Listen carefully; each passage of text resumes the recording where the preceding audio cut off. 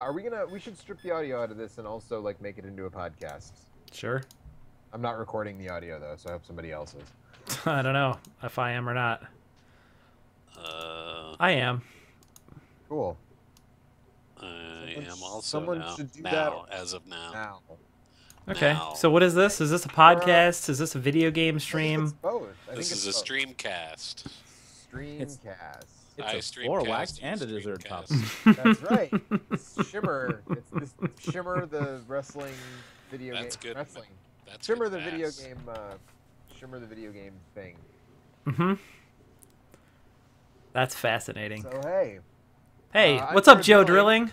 what's up, Eric? Eric Steven Allen. Yeah, that's right. You say the whole name.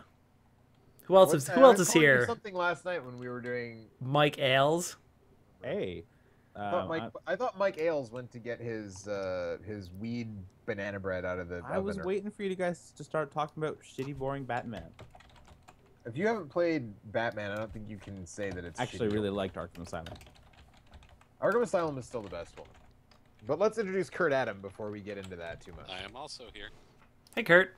Sure. Hey, buddy. How's things going? Fair to middling. Well, let's see if we can turn that around for you. Kurt. That's the on the stick guarantee. Oh, that's right. You have to hit select and start to pick option menu. So tonight I'm playing the original Mario Brothers. I just want you to know I'm really good at that. Wait, game. the original Mario Brothers, not Super Mario Brothers, Okay, not yeah. Mario It's just- You Bros. should move your mouse because it's on the Flippin'. screen. Flipping turtles all over the place.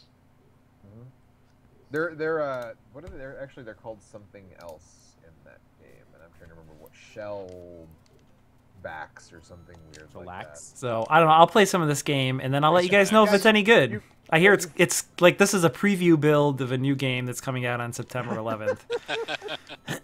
Yeah, Mike, they're shellacs. You flip over Steve Albini's and then kick them off the screen. Oh man, weird. And then this he, game is hard. And then he rails against the music industry. Yep. I mean, for my benefit, Eric, have you played a bunch of Mario, or is this like a new thing? I have actually. I mean, I played this. I had a Nintendo and I had the Duck Hunt Mario pack-in, so I played quite a bit of Mario. But I also got Zelda at the same time, so I've never finished this game. But It's hard. yeah, it's pretty hard. I think I always got to like the labyrinth level, and I never was able to figure that out. Those kind of So, suck.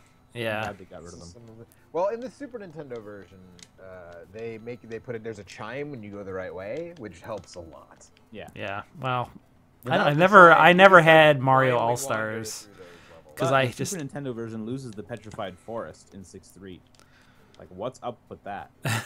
That is some bullshit. I don't know. I mean, this game is okay, but by the time I got a Nintendo, like I said, I had Zelda, which took me months to finish, and then Shell Creeper. like That's Mario 2 came Shell out not long after, and Mario 2 is a much better game than this, and then Mario 3 came out, and it just wasn't. Mario There 3 was going back after very that. little incentive to go back to the original Super Mario Brothers after those games. Although this game does have very unique physics, like none of the other Mario games feel like this game does. Except all the recent ones. Yeah, which is why I don't like those as Kind much. of. Like Well, Mario they're aiming is for this, which is I think regretful. I've been playing Yeah. a lot of Super Mario World lately because my son likes to watch you play that game. that game is That fucking game controls good so well. Yeah. Why did they not make another Mario game like I don't that? know. I do not understand. because it's too perfect. You can't. It's the same reason. I guess they finally did go back and make another Link to the Past, but like It's true. you don't want to fuck with perfection. I guess I don't And, know. like, and when they went back and made another Link to the Past, it was the best Zelda game in like however many years. Yeah, since either the GameCube one or Majora's Mask or Ocarina of Time, depending on your perspective on The things. way you swing. Yeah. Eric, Yeah. did you know that there's a run button in the game you're playing? Yeah, but it's awkward because the buttons aren't right next to each other on a PlayStation 4 controller, so it's kind of hard to hold that and jump at the same time. And also, like I said, I haven't played this in a long time, so I'm just kind of taking my time, man. I don't have to run.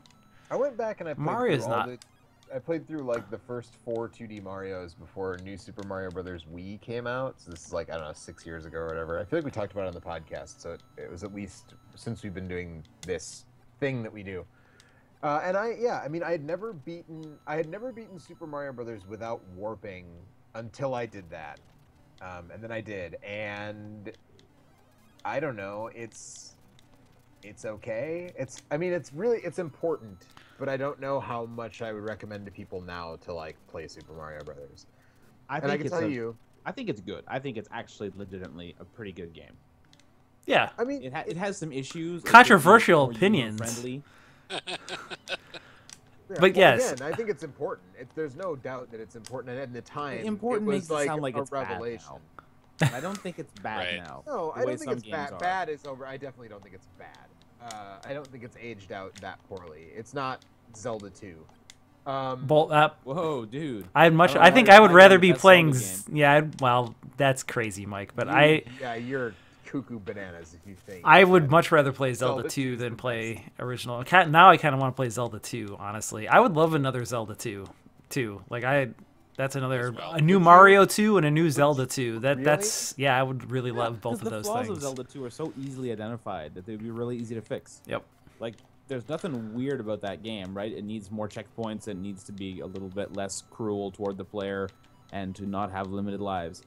And maybe give your sword a bit more. But here's the thing: less cruel towards the player is not like valuable criticism. If you're trying to make a new one, to make it not that, you have to say like, these are the things it has to not do. These guys have to not have shields that they just hold and move up and down and like block ad infinitum that takes like 2 minutes to. Those kill guys them. aren't. Those guys are really easy if you just jump slash. No, I guess you're saying. This sounds but like player failure to me.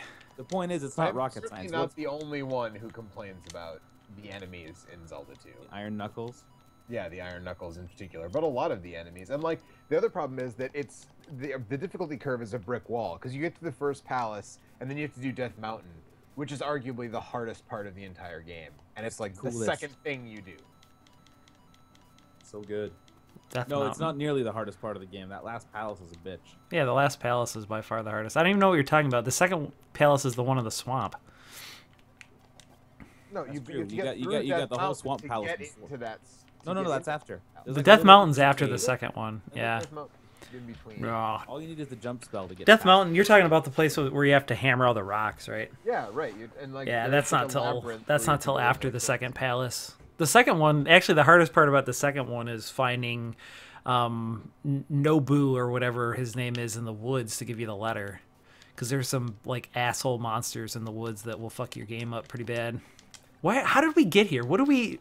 We're gonna talk about video games. We're like everybody had something they kind of wanted to talk about, We're talking about and now we're talking about Zelda 2 and the Well, original okay, Mario here's Brothers. what just came out recently: Mario Maker and Mega Yeah. Man Legacy Collection. So That's- we're thinking about old Mario games. Maker's not out yet. No, Oh, not till whatever. Everyone's playing. not it. till the 11th of September. Remember. Yeah. Which Oh. I'm excited about. I really wish I had a. That's the one thing I really wish I had a Wii for. I wish I could play Bayonetta and I wish I could play some of the other stuff. But man, that game looks like that's a thing that makes me consider buying a Wii U. I will make you a bet right now that the next Nintendo console will have a certain degree of backwards compatibility to it. Yeah. And that you'll be able to play those games on it. That's kind of what I'm waiting But to find that's out. also dependent on you buying the next Nintendo console. Right. Since you didn't buy this one. Well, if the next It one, makes it doubly attractive. yeah. Plus the new Zelda looks really good too. So Nintendo's actually been quite good about backwards compatibility in the recent like everything from GameCube forward has been yeah. pretty good. Like, Wii plays GameCube, Wii U plays Wii. So I'm actually expecting there to be a good amount of backwards compatibility because Nintendo recognizes that their old games are valuable. So I think they're willing to put the effort in the way a lot Right. of other Well, companies. plus I think they aren't. also recognize that their library is going to be rather small compared to the other consoles. Oh, sure. So there's by that too. having backwards compatibility, it gives them like But there's a question of like all the way Oh. they've been talking about the NX or whatever it'll end up being actually named. Yeah. Is It's- like if it's backwards compatible, will it be backwards compatible with 3DS games or will it be backwards compatible with Wii U games? Because they're talking about it as though it's some sort of weird hybrid console handheld thing. Like my guess is that it's something very similar to the Wii U tablet without the actual base part. Like it's something where you have like I'm gonna bet that it's like a Chromecast type setup, right? Where you have like a dongle that you plug into your HDMI, and then you have a tablet that you can take with you away from your TV if you want.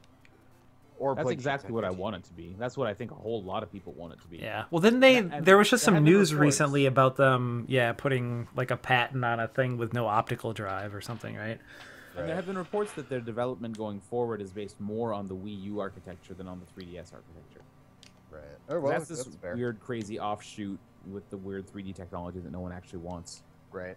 So when I was at Too Many Games, my friend Eric, not this Eric, but other Eric, who I've made some videos with, and who I stayed with at Too Many Games, has a 2DS, and it was so weird. But like, if you don't care about the 3D bullshit, like it seems like a very I wouldn't notice decent a difference at investment. all. Well, the thing is that it's like You doesn't- can't it's flip like it a closed, clamshell. though, right? Yeah, Yeah. it's like a tablet with 2 screens in it. It's super weird. That is a little. It's actually like a tablet with a piece of plastic on top of it that Yeah, right. blocks. Right, that blocks Right. things. Yeah. Is it just one screen or is it, It two is. No, screens? it's Well, it's 2 viewports on one screen. right. I think it's one screen, but there's a piece of plastic that goes through the middle. Shit. Shit, Like- shit, shit, shit. And No, presumably no, a lot of no. Black pixels in between. Suck on that, Bowser. Right. There's a That's what's- yeah. Oh. So to answer your previous question, Joe, skipping a Nintendo generation actually makes the next one just more attractive because you Yeah. can just consolidate all the Nintendo first-party games that you didn't play Right. onto the new one. That makes the assumption, of course, that they actually do have backwards compatibility in the next thing. But even so, like, if I just wait and I can get a Wii U for cheap at some point and play Zelda and That'll like do. play all of the Mario Maker stuff Well, that's good, then that's a lot cool. Of their stuff, a lot of stuff this generation in general. Like I know Eric and I were talking about this last night, and like with the PS4, I think literally everything on PS4 is available through the PlayStation Network shop, or not everything is available on disc, but everything that is on disc, I believe, is also downloadable. I could be wrong about that, but No, I'm I think, sure everything is available online. and with the Wii U, it's a lot of stuff has been like that. I don't think every single game, but a lot of it has, and they were really good about. It was a kind of a pain in the ass, but I transferred all my downloads from my Wii over to my Wii U, so at least your downloadable stuff, I would hope, would like your Wii U downloadable stuff could move to the NX. Hopefully, My one fear sure is that Mario they're gonna- Maker is available downloadable. So My one concern is that they're going to make me transfer like my virtual console games through a Wii U before I can get them onto an NX directly from my Wii. So here's the thing about that. I did that, and I regret doing it because what I didn't know at the time, that I know now, is that the Wii U does not output in 240p, which means that all my virtual console games look a little blurrier and a little shittier on my Wii U than they did on my Wii. Dang, That's kind of annoying, but kind of shitty. yeah. I think for most people, they just prefer not to have the extra thing The hooked extra up. box. Yeah, like Well, so- but the fact that it doesn't is kind of shitty. Our Wii is in the other. So the Wii U is in our bedroom, and the Wii is in our living room because my wife uses it to do Wii Fit Plus still. So we Yeah, have keep the we Wii have U in a- the bedroom where it belongs. The Wii U and the PS4 are in the bedroom because I get more time to sit in the bedroom and play games. A lot of So people wonder what the tablet was for, but Joe knows. I know what the damn this. It's apparently it was for Super Mario Maker all along. We just Yeah, didn't that's know right. about it until about 3 years after it was announced. Exactly. So we were going to talk about Batman. Yeah, let's talk about some Batman. I got to put my banana bread on the cooling rack. So Not a euphemism. Not a euphemism. Mike said that he felt that he really liked Arkham Asylum, and I will say that I feel that Arkham Asylum is still the best one, except for the fact that the boss battles are like. Boss not battles are greatest. not great. Yeah. Well, so But- I've played the first 2, but I haven't played any after that. Okay, so Origins is totally. I heard Origins is balls, so I didn't bother with that. I played like an hour and a half of Origins, and I was just like, I do not give a single shit about this game. It was not good. I did not like it. It also took away the open world. At least as far as I played, there was no like open worldy. It was like you do a thing, and then you go back to the Batcave, and then you pick a new place to go, and then you go do a thing, and then you come back to the Batcave, and like and maybe eventually it opens up into something resembling an open world, but it was like Mega Man. Like you pick a member of the Rogues Gallery and go do a thing, and then come back. Which I did not love, especially after Arkham City. So Arkham Knight, though, I did really like. And the first gripe, I'm going to get the gripes kind of out of the way. The Batmobile stuff is kind of shitty. That's what And everybody it's seems to be saying. it's not even like shitty is the wrong way of putting it. It's just not like It seems like It's it seems unnecessary. it seems like a It's step unnecessary. backwards after being able to fly around the city with your cape in the second well, one. so that's the problem. You can still do that. Right. And that just seems like a more fun, more efficient way to get around a big space. I never use the car unless That was- Unless you have to, right? have to. Right. Yeah. Unless the game makes me use the car. But usually, like, even in cases like that, like I will fly to the place, or glide, I guess. I will glide to the place where the thing is going to happen. Then I'll get in the car and drive the car into Oh. the, you know, like I don't even use the car to drive to the, because you have a Batmobile remote, so you just call the car to wherever you are at any time. Mm-hmm. So it's like, but then like the Riddler's like challenges, like a bunch of them are that he's devised like racetracks. So you have to do these like ridiculous like racetrack things to get the Riddler stuff done, which I did a lot of that. I did all the Riddler stuff as quickly as I could because the Riddler is holding Catwoman hostage. And I thought it would kind of open up and you would be able to like use Catwoman in some places later in the game, but that never happens, at least as far as I've seen. So it's just like you just do all this shit and then Catwoman's like, thanks, bye, and then she just like disappears for the rest of the game. Okay, I'm glad I did all that so you could like just disappear and not, because you play as Nightwing in some parts, you She is a play as villain. Rob. She is, but she Is she a villain or is she like She's kind like of on a- the fence? She's like yeah, a she's thief, but she's I guess kind of that's- on I decent guess that's terms the with question, Batman. is She's been characterized different ways in different media. So Well, there was a whole bunch of stuff in Arkham City where you played as her. Yeah. Like, there was like Yeah. a whole set of missions where you played as Catwoman, and so Right. I kind of thought like after I freed her, like saved her from Riddler, that do would that happen, again. Yeah. and it doesn't. We There's can you can DLC just kind of play some of the game as her too, right? Like you can just wander around the city as her. Yeah, in City you can, yeah. Yeah, so Yeah, right. Yeah. but I would say this is my, like, I like this one a little more than City, just because I feel like it is a more fully realized open world Batman game. But I think that the restrictive setting of the Asylum in the first game really makes it super unique, and a Right. thing that I really Well, enjoyed. Asylum is the best Metroid The game 3D I've had Metroid? in a long time. Yeah. Yeah. Well, it defines the space more, and it also, It gives you a clear progression. yeah. It drives you through the game really well. And it makes more sense as a space to have all those villains sort of cramped into one like I don't know. I think that it's like in Arkham City I was kind of willing to buy the fact that you were, playing in that city that had basically been abandoned except for all the evil people, because Batman in those games has no means to interact with anybody except to punch them a bunch. But like once you change the city and make it bigger and put it in the middle of a great big space where you could have a lot of like people to interact with, then I want it to be like more of a Batman RPG. Like I want Batman Witcher or something like that, where it's actually meaningful that you're in that city, as opposed to just like coming up with a crazy excuse to have an open world where you can kind of float around. It's sort of like the first time it was okay, and then it just sort of felt empty to me. The more I played that game, that was like the thing that I liked the least about it. It was just too big, and there was no real reason for it to be open like that.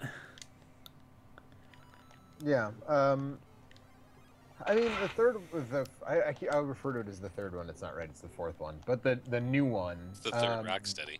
right, does a pretty good job of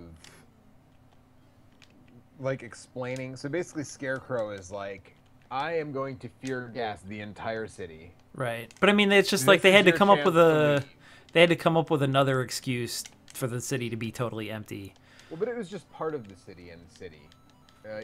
In night, it's like there's 3 full islands. Like you can go to Wayne Tower, you can go to you can go to the GCPD. Like it's I know.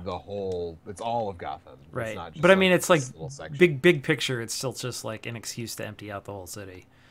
You know what I mean? Yeah, right. But I mean, who cares?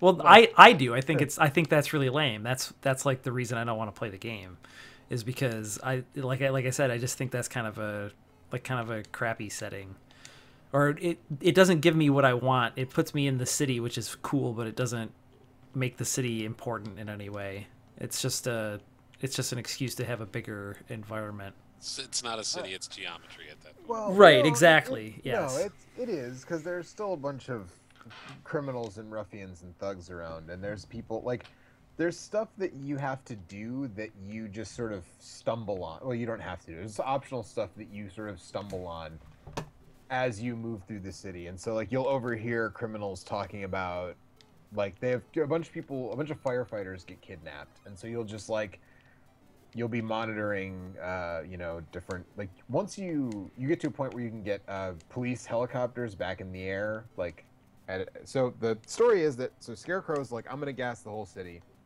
This is your chance to leave. Everybody leaves.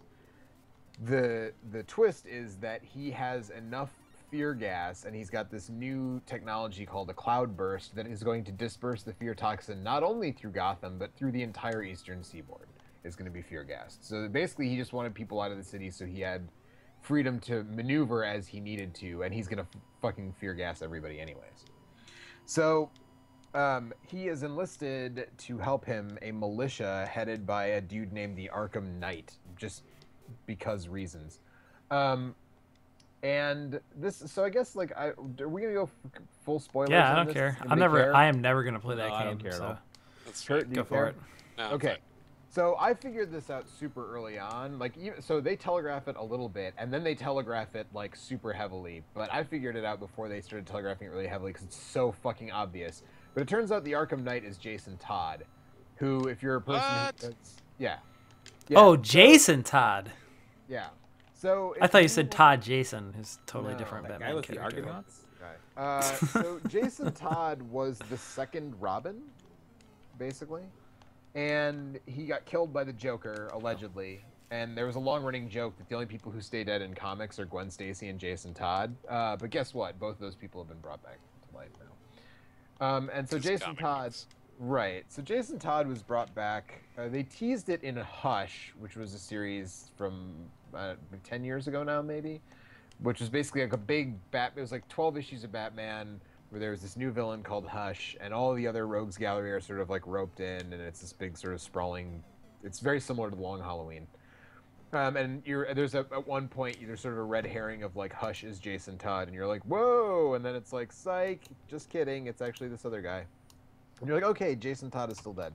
And then like they did a Hush Part 2, and then like it was Jason Todd, like actually, and then he became the Red Hood and blah blah blah. So. Which is also lame, because now it's like, in the comics, he's this other character, because they did bring him back, but in this game, he's the Arkham Knight, which is whatever, I guess. So that was super obvious, kind of lame. And Why does he hate Batman, or what does he want to do? What's his he thinks motivation that for? Batman left him to be killed, like, that Batman didn't try to save him from the Joker. Sacrificed him to the Joker. Right.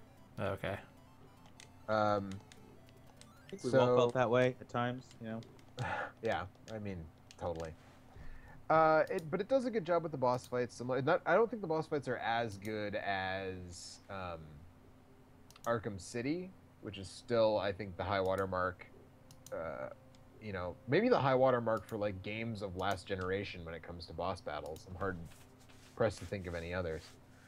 Like, there's nothing Yeah, like boss is boss battles was not really a defining characteristic of most games from last generation. So right. There's nothing on the level of the Mr. Freeze fight in this game, in the new one. how about Clayface? No, nothing quite on that level either. Although there's some people I haven't faced yet. But a really disappointing thing is like, so again, it's a typical open world game. So it's like there's a main story and there's a bunch of other stuff that you can do, including getting like 300 motherfucking Riddler trophies, which like fuck that Fuck noise. that. And to get the best ending, you apparently have to get. Yep. You have to do all the stuff, which includes getting all the Riddler trophies. So does it change the ending, or does it just add stuff onto the ending? It adds stuff onto the ending. Okay. And I'm just gonna fucking YouTube it because I don't really give a shit.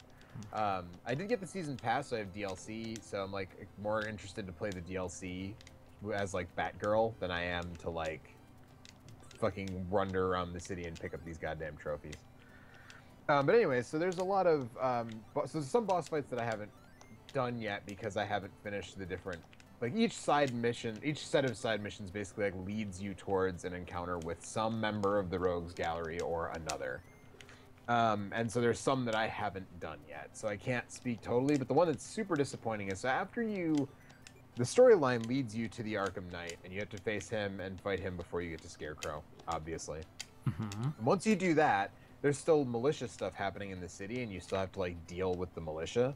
So what they do is they bring in Deathstroke to be the new leader of the militia. And in order to face Deathstroke, you have to finish. There's like 5 side quests related to the militia. There's one, they've planted a bunch of giant mines in the roads in different places in the city. That's all Batmobile shit, which is kind of tedious. They've put checkpoints in the city, which basically you just have to drop in and like fuck up a bunch of dudes, and then you can like knock down the walls of these checkpoints.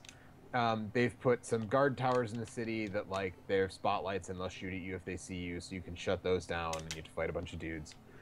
And once you do 3 of these 5 militia-related side quests, you get to face Deathstroke. But what's super incredibly lame, like I thought you would get to fight Deathstroke, and he's just like a dude in a tank. So like you fight this tank.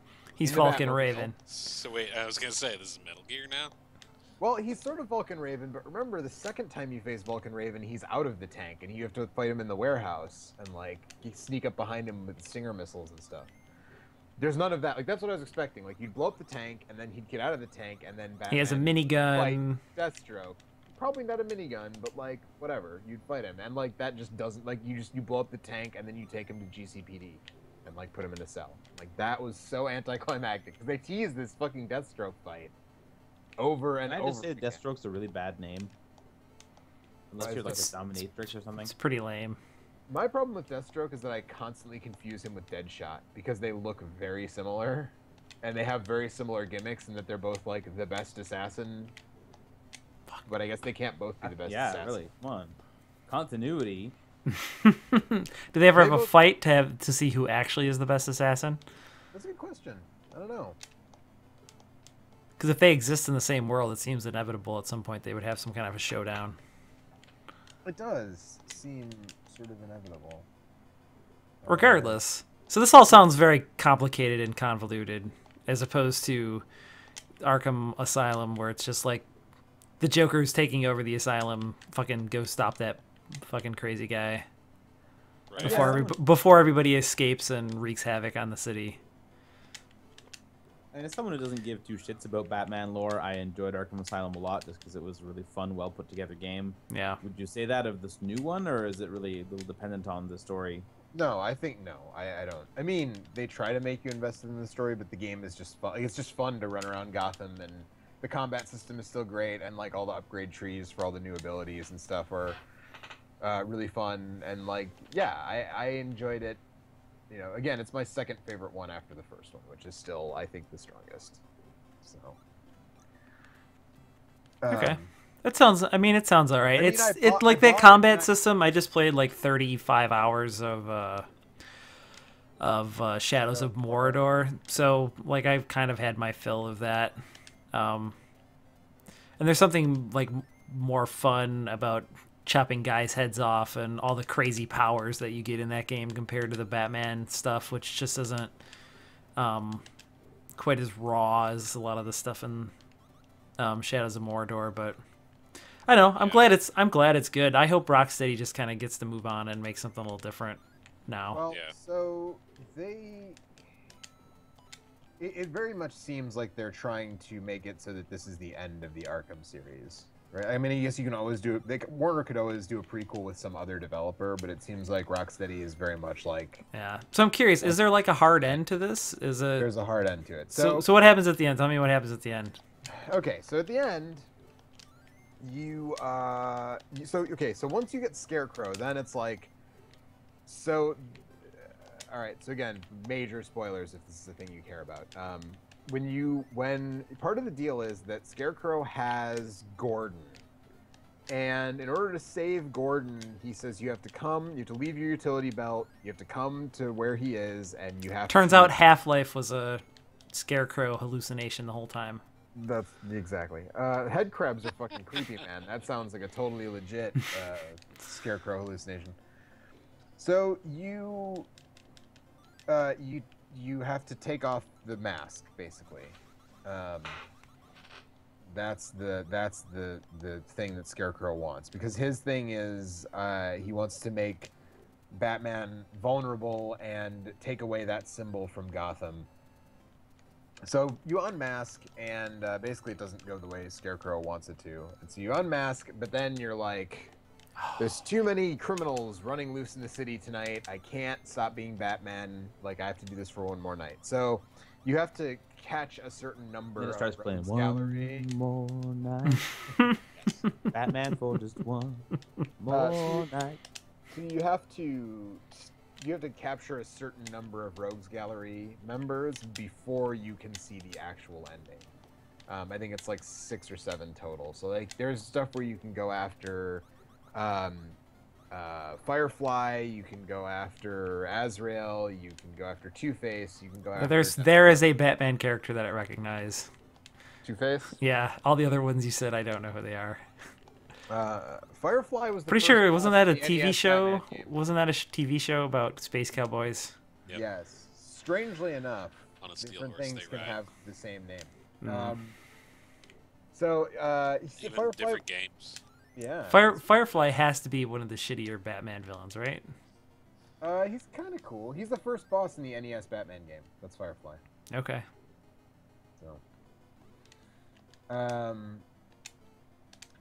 So you do that, and then you're like, activate. You like call Alfred on your wrist communicator, and you're You have like, to say it like that. activate the Nightfall protocol. Activate the Alfred. Nightfall. Activate so- Bat Communicator. Backtivate. so- Activate? Activate. Activate. Backtivate? Activate.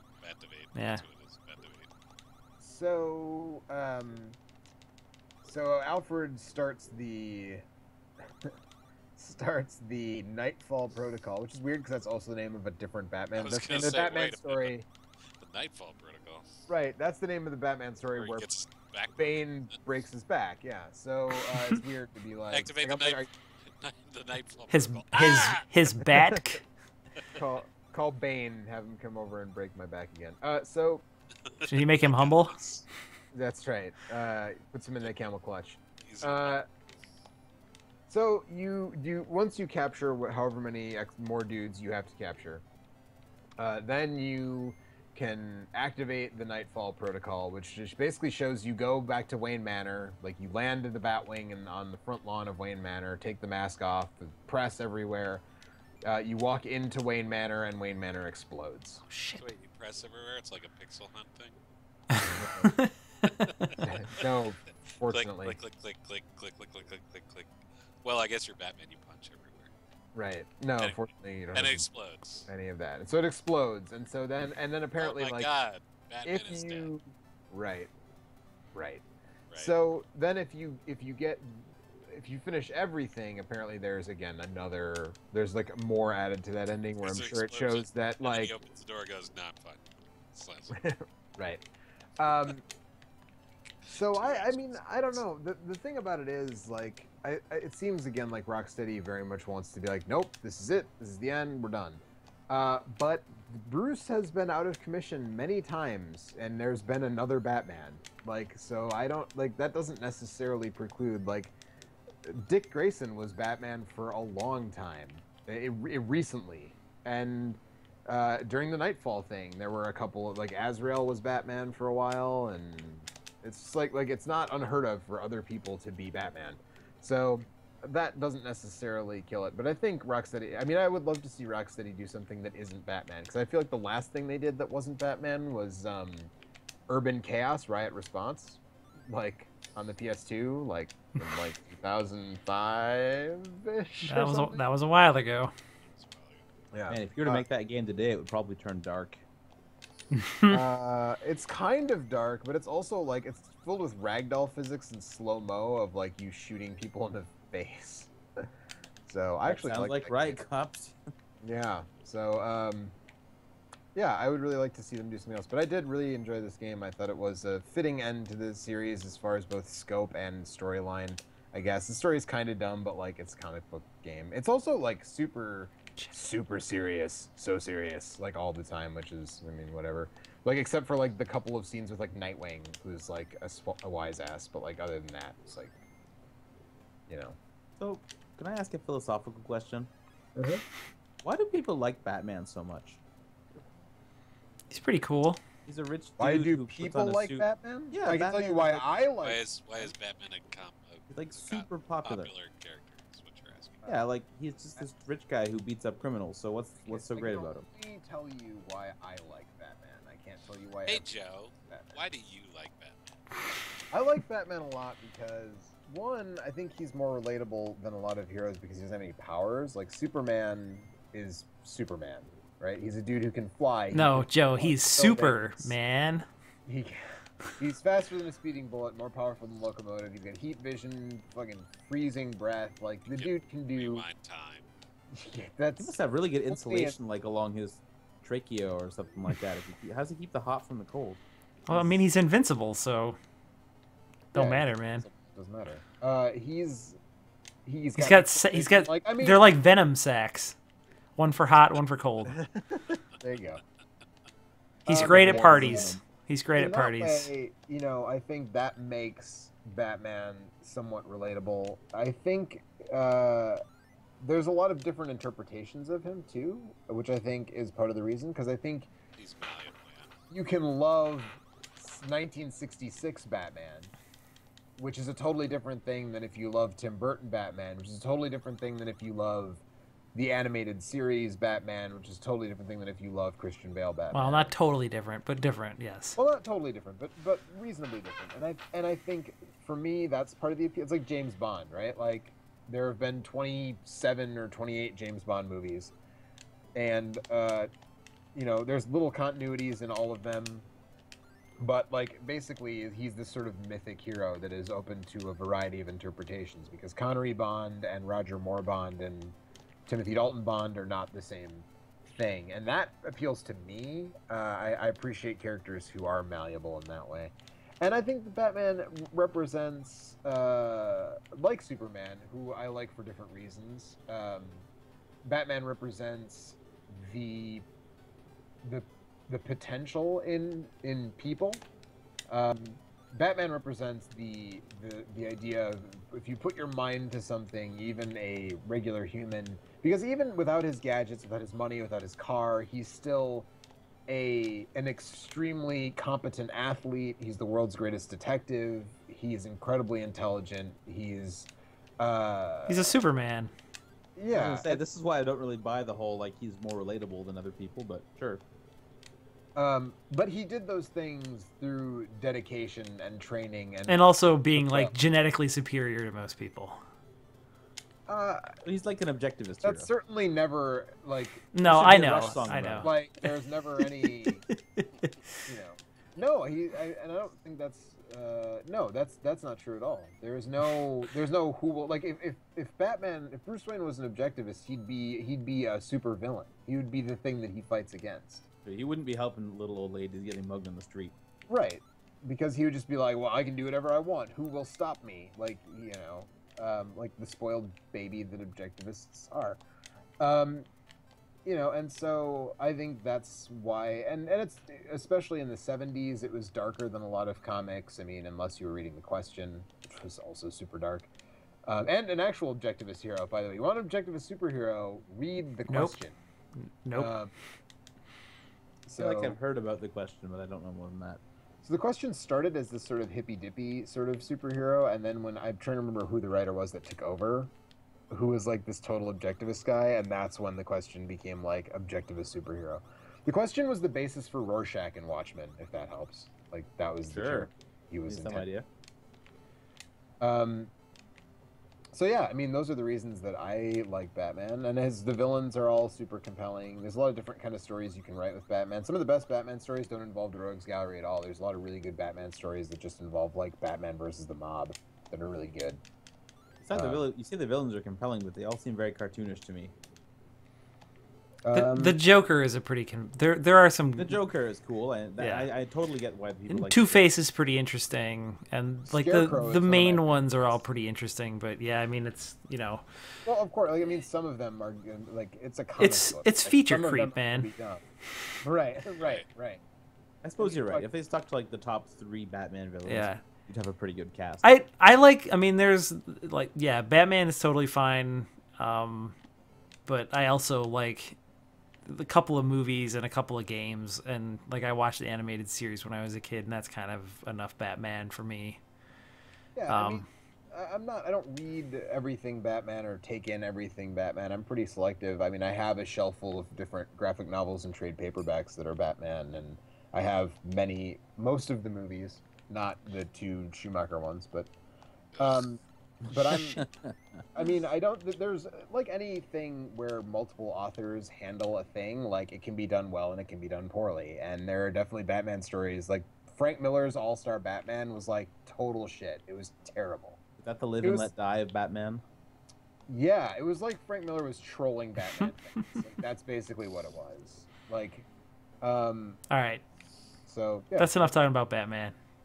All right. Tell me Yes, about sir. The Witcher. Well, are we going to go there? Because that's a real serious spoiler territory thing. I think yeah. that's Well, gonna we can wait until Kurt catches up with me and Mike. All Maybe right. we'll just You wanna all have talk about the finished it. patch? I'm not sure We if can I talk have about the much to patch a add. little bit. I don't know. Have you noticed? Like, I still haven't played it since the patch came out. So You have to turn on the new movement, and I didn't want to do that because I've played so much of it the way it is. I figure why mess with what I've learned. So you didn't bother. What is checking the it out. new? Supposedly it changes. Like, Geralt has a lot of momentum when you try and make him move, and so it can lead to some like really awkward situations. They prioritize animation over fluidity. Right. So it can be a little frustrating sometimes to get him to stop moving or to get him to start moving when you want him to go. And it also leads to some kind of frustrating spots where like you'll be trying to pick something up in the environment or target like some That is like hilarious. specific thing, and then you're like making him do like this dance like where he's like bobbing his shoulders and weaving back and forth trying to aim at a specific thing in the environment. It's just that can be super frustrating. Which is why I think they changed the movement and why so many people disliked it. So I played enough of The Witcher 2, which kind of had a similar thing that it really didn't bother me very much. And I kind of appreciate that, like, they had a vision for how Geralt was supposed to move, and they were willing to, like, they knew people weren't going to like it, but they were willing to sacrifice that. I mean, I've only been really playing it since the first movement revision. Yeah. And which I'm sure was probably welcome. But at this point, I think it's okay. Like, it's a little clunky. I could see someone picking the game up for the first time. Sure, go, turn on the new one. It'll probably play like more normal video games, and I don't think that's really gonna detract from it in any important way. Yeah. Yeah, I don't think that like it's screwing up anything by giving people more options, but I also didn't think that it was I didn't think it was that bad. Once you got used to it, it was mostly fine. And it actually like it meant that when you were in combat, you actually had to think a little bit about what your next move was going to be, because you could, the way that animation was prioritized would mean that you could fuck up and put yourself in a really dangerous position if you were careless with your movements, which that's something that I do appreciate. But like I said, I haven't actually screwed around with it, so hopefully they didn't sacrifice that part of it. I feel like it has made the game a little less stable. I had more crashing happen to me in my last session than the whole previous time that I was playing. What kind Eric, of I feel stuff like is there's crashing into you? Dave Matthews. Eric, I feel there's like a really important thing I need to tell you about Mouser in Super Mario Bros. 2. Sure, go ahead. You don't need to jump on the bombs to pick them up. You can hop up underneath them as they're falling, and you'll catch them. Oh, just catch them. It's true. Way easier, especially if you're playing as Princess Peach. I see now that you don't need my advice because you just beat him. I just beat him, yeah. Man, let's talk about Super Mario Brothers 2 since Eric's playing Super Mario We can Brothers talk about 2. Super Mario 2. I really want to talk about Metal Gear Solid 4, but Oh yeah, You? no. Oh, Let's talk man. about Oh, Metal Gear let's go Solid. for I it. was just gonna say, there's a video on the site that you can go back and watch now where I explain to you why the Super Mario 2 we got is so much better than the one they got in Japan. because this one is a totally different game, and the one they got in Japan is a shittier version of Super Mario Brothers 1. And this one is whimsical and fun and controls really well and looks really good. Yeah. It doesn't just like kick you in the dick. This like, game is so fun. good. I just picked up that snake. Japanese Super Mario 2 kicks you in the dick for fun. Like that is its sole purpose, is to Yeah. be mean. to That's you. just harder Like, Super Mario Brothers 1, which, and yeah, sometimes it is just like that game is intentionally cruel. Like there is stuff that is impossible to anticipate when you're playing that game, which is why I haven't played very much of it. Yeah. Just don't. Just don't. Would you folks agree with me if I said that the All-Stars version of Mario Brothers 2 was the best version? I haven't played enough of it, but You can save. The only Whatever. real difference is that it looks better. It looks a lot better. It has the color palette that the game wants, I think. But it looks a lot better, and you can. I don't like the way the Super Mario All-Star games look, but that's Thank just me, maybe. The first time I fired that up to play Mario 3, I think, on the collection that they put out, Yeah. I was like, God. Yeah, they just look wrong. 'Cause They look 'cause I all played wrong. so much of the non-All-Star version that's what it looks like. That's what it's supposed to look like. Yeah. It's just like, ah. Don't fuck with how Mario games look. There's no need. Like, these games look great as they are in their original form. When I go back to Mario 2, I feel like it's just lacking in color. I agree that Mario 1 looks better in the original incarnation. Yeah, and Mario 3. I feel like they changed Mario 3 the look that much least. different. Yeah, they changed. Yeah, it the least. they did all the stripe modeling based on Mario 3, and they just added a few colors to it. So again, I don't think it matters. There's like too much. shading and stuff on the characters. I think that's the thing that I find really off-putting. Like, I like how flat all the things in Super Mario, the Nintendo Super Mario games look. They look like Nintendo games, like they're supposed to look. All right. So Metal Gear Solid 4. Why do you want to talk about that? Because I finally played it, and I've been saying that I would play it, and we could talk about it at some point. I don't. You know what? I How don't. far into it are you? I finished it. I played through it last week. Yeah, that game It's only like sucks. 6 hours long. Goddamn right, it sucks. That game is a trash heap. All right, sucks totally- is too harsh, but that's No. not a good game. It's like barely average, maybe. I was really hoping that I could get like I love the first one. Like, the first one is an all-time great game, and I think the second one is very good in spots and also very interesting in spots, although it's kind of, collapses under its own weight at times, but it like touches on some interesting thematic things, and it's still kind of a lot of fun to play, and there's all kinds of goofy shit you can do, which is great. And I think the second one is the weakest one. I think gameplay-wise, it's the strongest one. I think I replayed Get the all fuck three. I replayed all three before Metal Gear Solid 4 came out, yeah. and so I think. Say what you said again, Mike. I think What that is- Metal Gear Solid 2 is the most fun to play. Metal Gear Solid 2 is the one that definitely blew my mind the most of all of them, because just playing through the tanker stuff and being able to like shoot watermelons and play with the ice cubes and you know what I gives mean, you- like all that weird stuff. Gives you the illusion of a lot more freedom than you have. Right, you actually have no freedom, but it lets you interact with all the stuff in the environment in a really Yeah, then cool you're way. like, Yeah. Like, Metal Gear Solid 3 actually gave you a lot of freedom. Like, Metal Gear Solid 3 delivered on the promise of Metal Gear Solid 2. Right, but it also like shooting it took watermelons. away a lot of important tools in the Yeah, original. I was Metal Gear Solid 3 gonna is my favorite of the series. I feel Yeah, like that for game sure. it has the best boss battles, especially the end, which is That is- one of arguably the best boss battle like in video game history. Right. You mean the battle against the end? Or not the boss. Yeah, the end, not the Right. boss. Yeah. Although the battle against the That's boss is terrifying. really good too. Battle has about- this is good too. That is this really confusing couple sentences you just said. there. Sorry. Right, Yeah, right, I'm trying to play Mario and talk at the same time, which Two, is always a two mistake. had the only cool thing about 2 was that it gave you the sword, and I'm pissed that they never gave you the sword back because I really like those. They made a swords. whole game out of the sword. Well, kind of. That game is actually like It's very I own good. That game, it's all right. Yeah. I have only played the demo of it, but I thought it played really, really well. I really liked the demo, and I bought the game, and I played like a little further than the demo, and just sort of never picked it up again. Like, it's just like, okay, I get it. Yeah. Like, So anyway, so that kind of establishes, like, I really like that series. I feel like it's always had, at least it was always interesting. God damn it.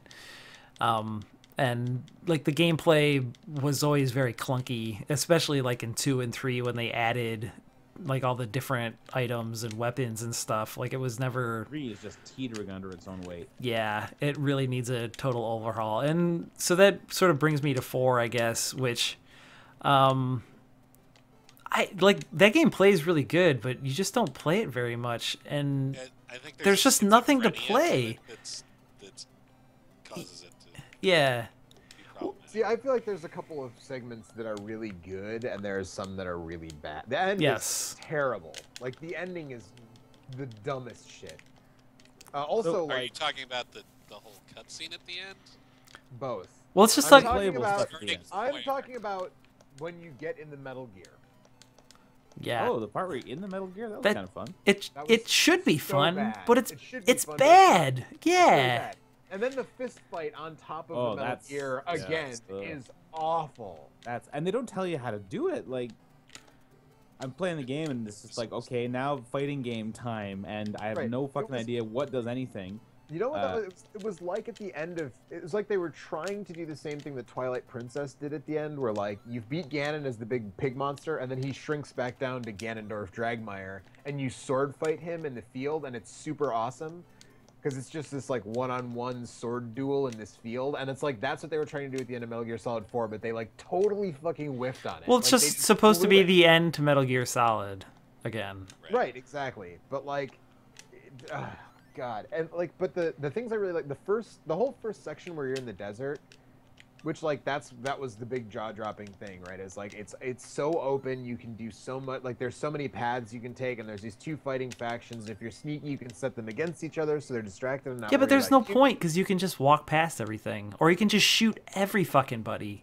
Like, there's no incentive to play that game well, which is one of the reasons I didn't like it very much. I don't know. Can you? I mean, I never tried to. Just Yeah. Oh, yeah. It's Like, I super was easy to worried just if shoot I tried everybody. that, I would just get killed. No, so it's I a piece of didn't do cake. that. Like, you just mow everybody down. Well, I mean, part of it because they give you that Drebin thing where like you can just buy ammo, and the guns are really cool and crazy and powerful. Which, I mean, I don't know. Maybe you could change that if you played on a higher difficulty setting or whatever. But, so there's all that, and then But, I like, just the following in the European part where you have to follow the dude. I really like that, just because it was something that hadn't really been done at that time. yeah. Well, it's better than your average like Grand Theft Auto style. Just walk 20 Assassin's feet Creed. behind a guy and like, Yeah. Except that it's a fifth of the playable time in the game. You know? Yeah. right, and like absolutely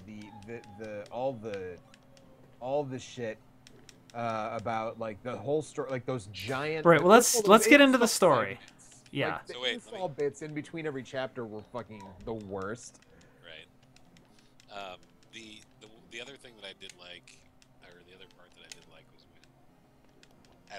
which is why I asked where you were talking about in the end, because the last sort of major playable bit before you Shit. get to the stupid fucking Where you're on crawl the- through the thing where you're on that You're on the ship. ship? Yeah. Yeah, that section, like that's what I wanted out of the That part rest is of the tough. game. It's really tough, but it's really good. Wait, I'm trying to because remember which you part s- you're talking about. You're making your way from one end of the ship to the other. Right. where There's a you bunch get of to- little Metal that's where you get- Gears. and there's all these. The crazy arm things, right? The exactly. they're the like an things eyeball with with three legs. arms. Yeah. Oh, yeah. And Isn't that just the thing where you threw the chaff grenades and just like walked through it? I feel like that's how I did that. I had a hard time with that part. I don't know.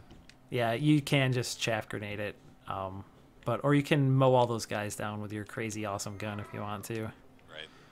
Either or. But yeah, I mean, so yeah, there's some good gameplay in there, but there's just not very much.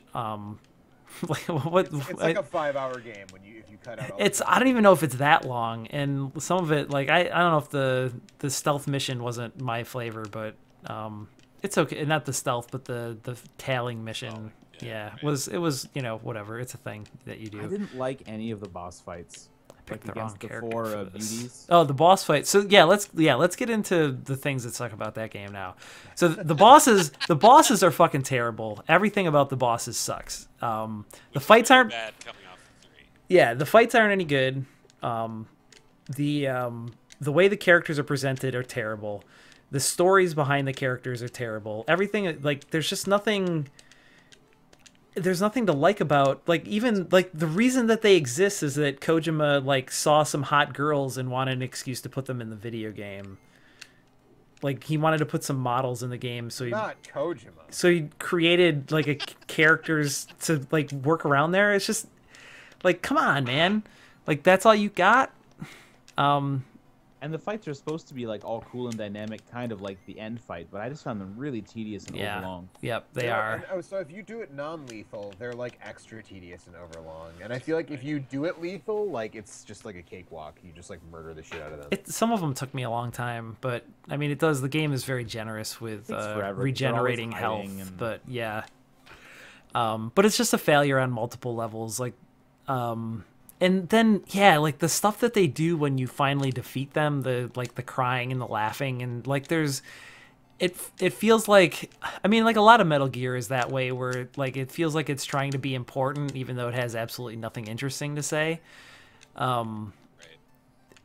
But that stuff is like by far the worst for me, in that whole game. And that's a game with some really fucking bad writing. yeah, that's the other thing, is the writing is like the other Metal Gear games. Yes, that's a good way of describing it. Yeah, the other Metal Gear games, they're kind of fun and campy. Like the writing's not great, but like it sort of works for what that game is.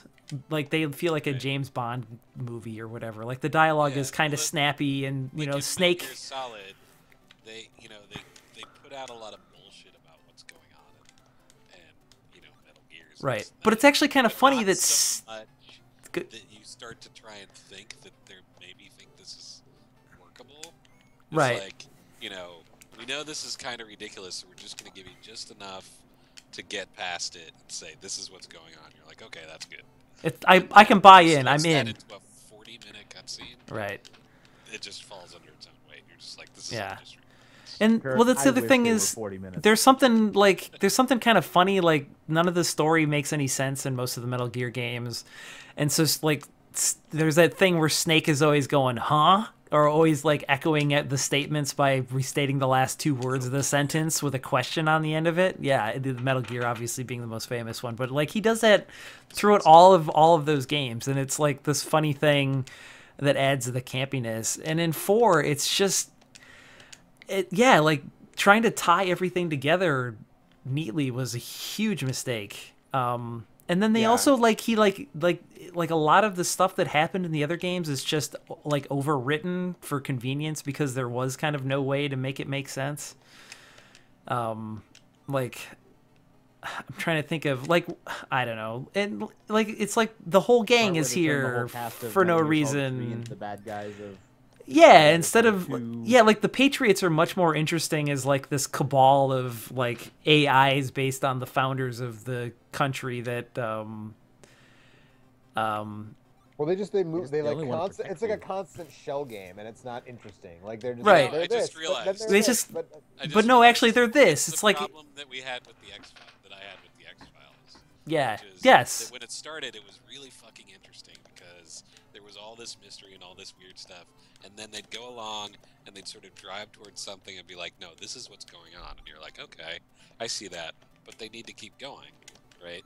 'Cause Right. The show is still going, but they have no plan, so Right. they just sort of go, "Yeah, all that's bullshit," and Oh no, this is actually what's we really happening. yeah. And it's really, these guys are actually it's just that. So Shell Game is a good example. Yeah. A good, But the thing with like Metal Gear Solid 4 does it like 5 times over the course of that one single game. yeah. Like Well, it, also, like, I mean, it's similar to that. I agree with you, Kurt. But part of, when you talk about the early Metal Gear games, so the first one on the MSX and the NES, and then the second one, which I admittedly didn't play until years after the fact. But even going through the first, up to Metal Gear Solid 2, I guess we'll say, like the X-Files, they were each sort of like monster of the week things, right? Right. Like there was Yeah. a little bit of a thread. But like really, it was just like this is an adventure, this is a different adventure, this is a Yep. different, and like the only thing that Right, really ties them exactly. together is like a walking tank. Like Right. yeah. Right. And then- It's almost like Zelda in that way, right?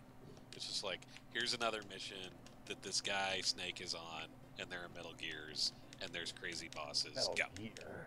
Metal Right. And they're Gears. kind of Huh? clones, and then they like whatever, like Liquid Snake took over Ocelot through magic or whatever, but no, it was actually just It's like like- hypnosis. Yeah. But no, it was actually just nano machines. Yeah, it's just like Jeez. yeah, it's like trying to guy- create Guys, a intrigue. bunch of times. Yeah. Oh god. And like they That bring guy's- like yeah. Meryl is back, but it's utterly meaningless. Like her appearance is utterly meaningless. It's like she's just there so that way they can like the gang's all here again. Like here's Marilyn, here's Olga's daughter, and here's Also, they're all like weirdly Otacon. security for like a group of like hired assassins. They're just Yeah. like, oh, hi, it's me, Meryl. Tee hee. It's like, don't you murder people for a living? Like what?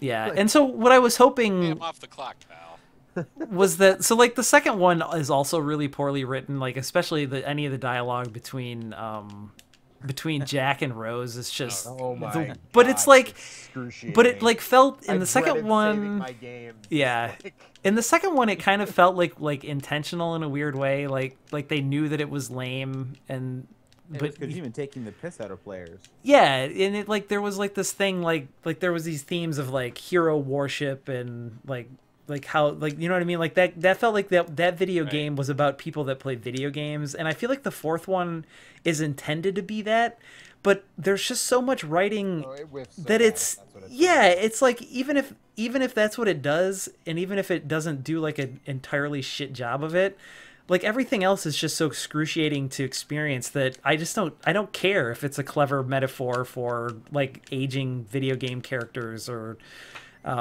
like it feels like Kojima made that game because he didn't want to make another Metal Gear, and he felt like he was forced to make one, so he intentionally The made only way I can stop doing it is by Kill the series. right But just you like make made two more. Like make you made the two more worst for- Metal Gear Solid possible. Like that's what it feels like. It's intentionally bad. Like just like please, I don't want to make this anymore, so I'm gonna make the worst thing imaginable. History I has think proven it's- that it worked. I still think it's better than the second one, honestly. Nah, I think the second one is. I like the second one a lot more. Like I said, there's like stuff that's interesting about the second one.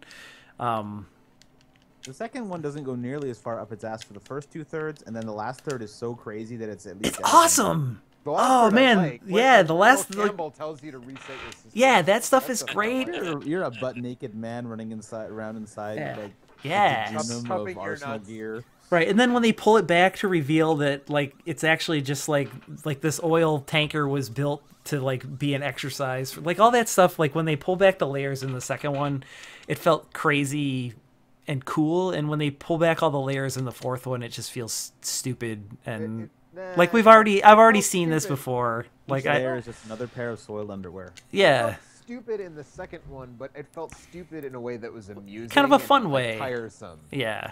I need scissors. But I think the gameplay in 4, in those parts that I mentioned that I really enjoyed, It's good.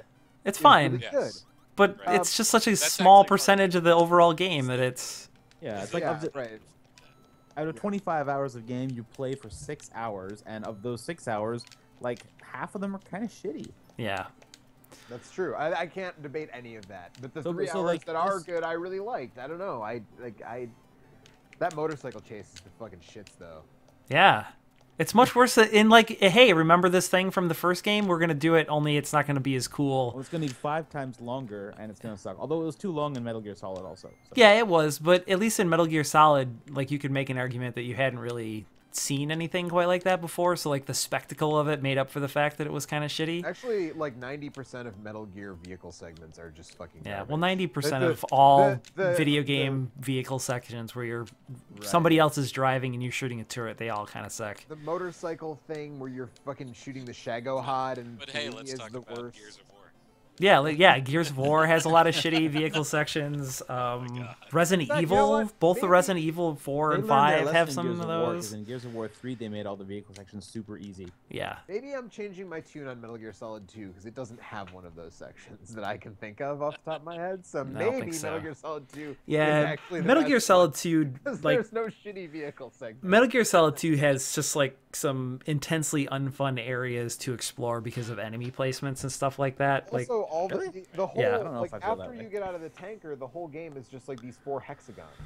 yeah, it's not a particularly interesting place to be, but I don't think that, and see, that's another thing that I don't like about Metal Gear Solid, especially coming off of 3, which was the jungle, and you had all the, like, the weird foods you could eat, and there was, like, a reason to explore.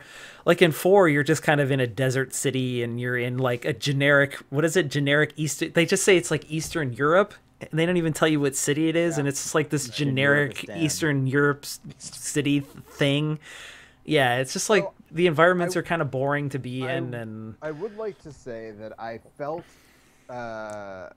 sort of shorted by Metal Gear Solid 4. I started playing it a second time on a higher difficulty and I gave up on the motorcycle chase. That's where I was just like, fuck this, I'm done. But fortunately, it only took me like 3 hours to get there the second time because I skipped all the cutscenes. But having played Ground Zeroes and having read a lot of stuff about Phantom Pain, I am really optimistic that this game is gonna deliver. Ground Zeroes was so one. There's a cutscene very shortly at the beginning, and there's a kind of lengthy. And when I say kind of lengthy in this context, I mean like I don't know 7 minutes at the end.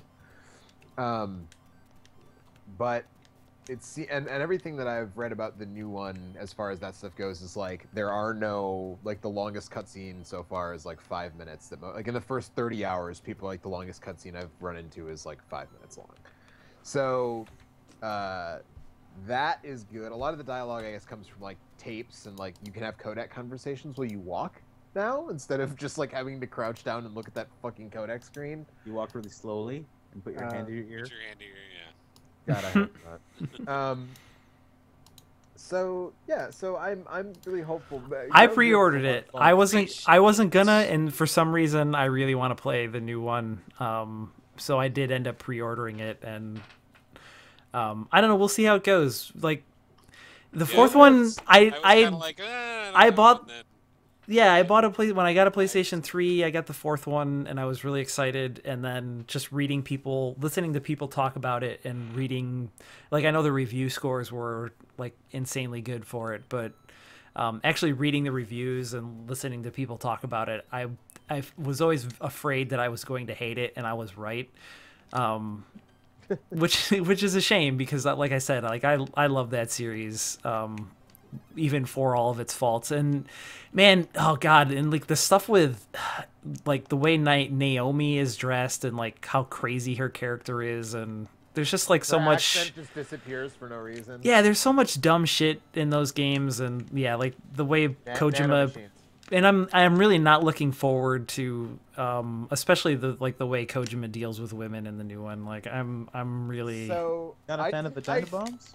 I didn't. Yeah. No. Well, you know, the vagina bomb thing would be totally fine and crazy and awesome if there was any chance that he would do something similar to like a dude character in one of his games. And also, if it wasn't like, also there's these really detailed audio tapes where she's being like graphically raped.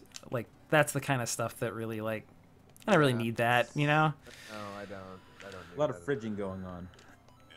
Right. Yeah. Like she's not an active participant in the story at all, and it's just. Do I want this warp? Is this the one with the warp? What's the warp whistle's not until level 3, right? Mario 3. It's the first. Is it the first stage you can crouch through the white block. I think that's World 1-1. I think. I don't know. I can't remember. No, it's 3. I think it's 3. Is it? Okay. Yeah. I don't remember. I just the lost white my. block in the first stage is way back at the beginning. Oh, it's way at the. Yeah, that's right. Yeah. I don't remember. So let me ask you this. So I played them in opposite order that you played them in, but how do you think Metal Gear Solid 4 was as the most recent entry in a series that you used to like as compared to Resident Evil 6? Oh man. Wow. So let me put it this way. What shitty children do you hate the most? Yeah, there's somebody out there who really likes Metal Gear Solid 4, and you can make an argument that there's good parts to that game. Resident Evil 6 is just a fucking burning trash heap. Like there's no redemptive qualities to Resident Evil 6 whatsoever. There's nothing good in that game. That is. I don't think we know anybody who likes it. Who likes it? I want to say that the last time you or Eric made disparaging remarks on Twitter, somebody we know was like, "No, it's fun." No, it's Alex? not. Not fun. No, it wasn't Alex. No, We know he not hates Alex. it. He's on team Resident Evil 6 is the worst. Okay. Did you guys ever finish your playthrough? No, we didn't. We've sunk like 20 hours into it though. Like we What? played. I don't think Why we've go that actually far we haven't without actually finishing played it, that you know? much of it. We haven't actually. There's still a lot left. We have a lot of there's a lot of time on the clock because of like us trying to screw like we spent like 5 hours screwing around trying to get it to work for that first year of Extra Life, but we never actually finished it. At some point we should just we'll pick a day and for an hour a week we'll just play it and see if we can get through it. But It's Once it's just winter so out and I don't want to go outside. yeah, it's just so bad. It's like the worst. Part of it is like I like Gears of War, as you may have heard, is one of my favorite game series, and it's the like that is the worst possible version of the Gears of War combat system. It's just like it makes my toes curl with hatred how bad it is. Such a bad game. It's so bad, and good. even the amusement of like I wasn't even DDing amused watching it. guy, it's so Huh? Yeah, like and the way the characters like the It's- way there's different stories like twist together is Yeah, we not. have to do like the same boss fight twice in Yeah. a row from a different perspective. And, oh god, that's Sounds like fucking Odin Sphere. torture. Yeah, it was similar, except I don't know. I like Odin Odin Sphere a Sphere, lot, actually. I thought that game was overrated as fuck. I really did not get it. Like I got- played it and I was like, I got stuck in that and just never could be arsed to go back. it felt like a slog to me. That's, Well, it was a 10-hour game in a 40-hour body, but Yes. that's I probably really- why it I felt really like a like- slog. Yeah. I really liked liked the the 10 10 hours that I played 4 times. in I a would row. much rather play Odin Sphere than Resident Evil 6 or Metal Well, Gear Solid yeah. 4. To get your chance, they're remastering it. Okay, now Are they? I mean, that game will finally look like I wanted it to look. In theory. they're In gonna theory. they're gonna keep this slow down. But I if feel Yeah, like it's I was not gonna that say, didn't that different. game run like total shit too? Yeah, every Yep. time you go to a boss fight. Yeah. all Anyway, the individual pieces that all animated just ran like shit. yeah. So anyway, I'll I think that both of those games are interesting in that those series are so loaded down with their own terrible bullshit mythology that like just clearing the fucking table and starting over again. yeah, the video games. If video game franchises are gonna last this long, then they need to take a page out of the comic book playbook and just like hit the reset button from time to time. Like every 15 or 20 years. Yeah, I mean, I don't even know if you have to wait that long, but Especially since the technology's moved so far. Like the story of the original Metal Gear had to fit in like whatever a 256K cartridge or whatever Right. the fuck it was. And so it's just like if there's the story's barely there, it's super basic boilerplate espionage story. Like go save this guy. Okay, you Right. saved that guy. Oh, your boss is the bad guy. Surprise! Like that's the story. Like that's Metal Gear. And but then, I don't. like, Given that they Konami stuck- like doesn't seem to have much interest in making video games anymore, I don't hold up much hope for like a But I feel Metal like, Gear. I feel like Metal Gear is so profitable that they'll get some schmo to just like shit out like a mediocre Metal Gear game every couple of years to I just don't like, know. I'm guessing this may be the last video game they ever release. I I don't think last, that like, some smoke and serious shit out of Metal Gear Solid game because you need this level of crazy that you're not going to get from just hiring anybody to follow yeah, the I formula. agree.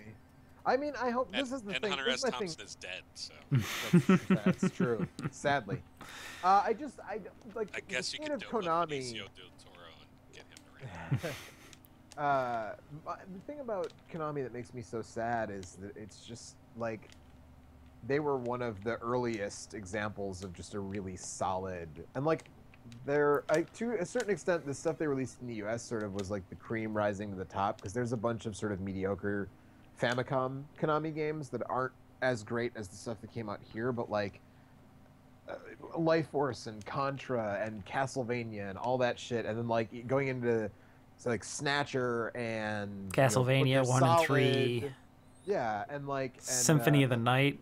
Symphony of the Night. Like and all Konami that has stuff. released Silent on Hill 1 and 2. yeah, like they have released some of the greatest games of all time, and like this is kind of it for them. And what's really sad is they won't unload those IPs on someone else who will actually use them because they Yeah. want to keep them all. Yeah, they didn't have the good sense to just like completely drop it like Atari or Activision or not Activision Midway. but Midway. Yeah, so somebody else could pick those up, or even like Ubisoft. Like they weren't nice enough to just completely blow it and go out of business. Instead, they're just gonna make pachinko machines for mobsters and. And, What did Austin? It didn't. Did you guys read that article by Austin Walker where he recapped the stuff and compared Konami to the fucking Panopticon? Yeah, I heard that he did. did that, but I didn't read it. yeah, Which that was- just like,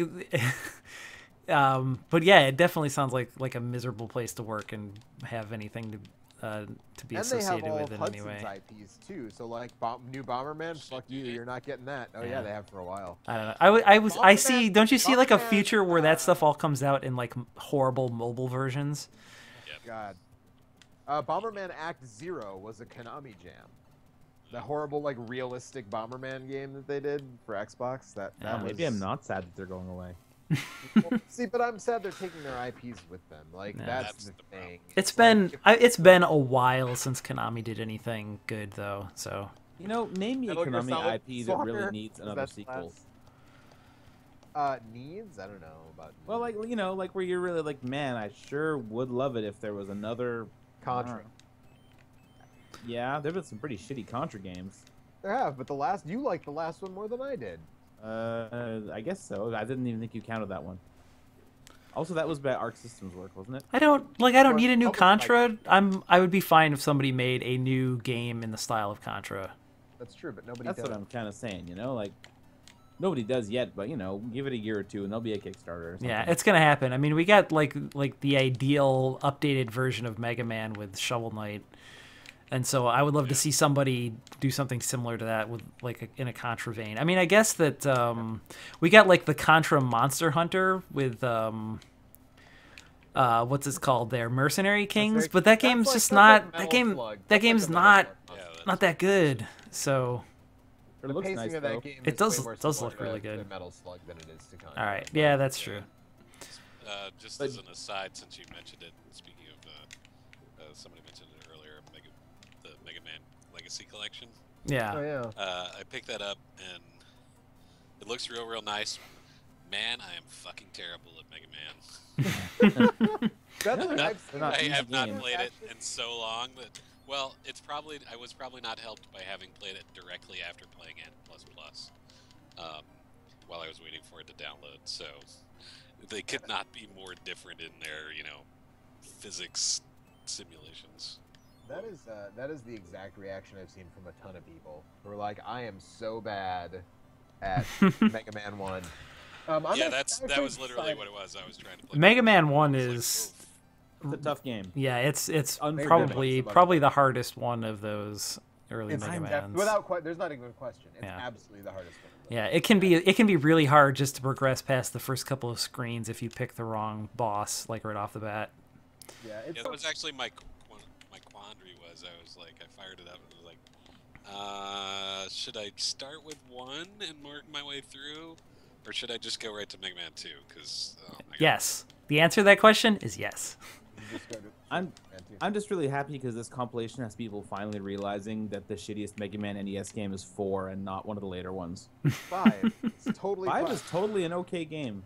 4 is totally an okay game. 5 4 is is garbage. I'd rather play any of them than the first one is capital I important, but I'd rather play any of the other ones rather than The first one. game is not actually capital I important because no one played it. Two- Except for two the team is- that made Mega Man 2, so I guess sure. All right.